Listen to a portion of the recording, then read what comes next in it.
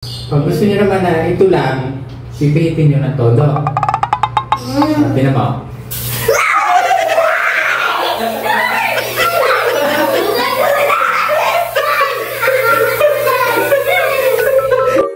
Ito nga pala dapat ang kalalabasan ng common toilet namin. At ito naman sa master bedroom. Kaso kinulang sa budget kaya ginamit na namin kahit toilet bowl pa lang ang laman.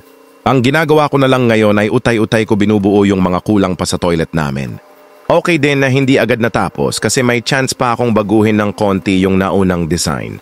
Okay na rin naman kahit bowl pa lang ang laman basta may tabo at timba ay ayos na. Sa online na lang kami bumili ng shower set dahil triple ang kamurahan kesa pupunta pa sa mga tindahan. Medyo risky nga lang dahil baka may depekto ang dumating sa'yo na product. Sa tagal ko nang umu-order sa online ng mga gamit ay kahit papano ay hindi pa naman ako nakatsyempo ng sablay na product. Kailangan mo lang i-check yung mga review sa comment sections ng product para malaman mo kung legit yung bibilhin mo. Sa pagkakabit ng shower set, kailangan nasa 90 cm ang minimum height ng valve. Pero itong sa amin, tinansya ko na lang sa kung ano ang height na komportable pihitin. Banyo naman namin ito kaya walang istay standard. Kung 4'11 lang ang height nyo lahat sa bahay, ay di ibaba mo. Kung lahat naman kayo ay 6-footer, ay di itaas-taas mo. Wala nga pala akong plumb bob kaya inalign ko na lang sa wall. Nasa hulog naman ang wall na ito kaya pwede na to. Medyo nakausli sa pader yung ginawa naming abang para sa water supply line. May experience na kasi ako na ang hirap mag-repair kapag naka-flat lang sa pader yung abang. Hindi naman ako expert sa paggagawa ng ganito kaya ginawa ko na lang dun sa palagay ko na madadalian lang ako mag-repair in case na magkaroon ng problema. Itong flexible hose at angle valve ay hindi kasama sa shower set. Binili ko lang ito ng kahiwalay.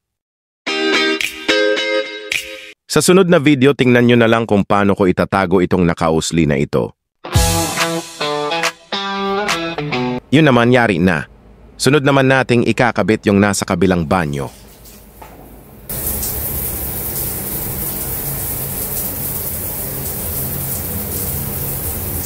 Kinabitan ko na rin dito sa kabila para dito maligo ang mga bata at hindi na palaging nanggugulo sa CR namin ni Mrs. Pagkatapos kong magawa itong para sa banyo ng mga bata, ay itinuro ko naman sa kanila kung paano ito gamitin. Kahit hindi nyo na rin pakialaman, basta ariho nyo lang nag-iibuin. Ha? Okay?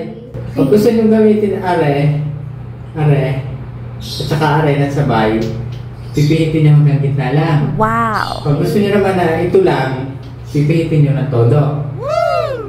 Tinan mo.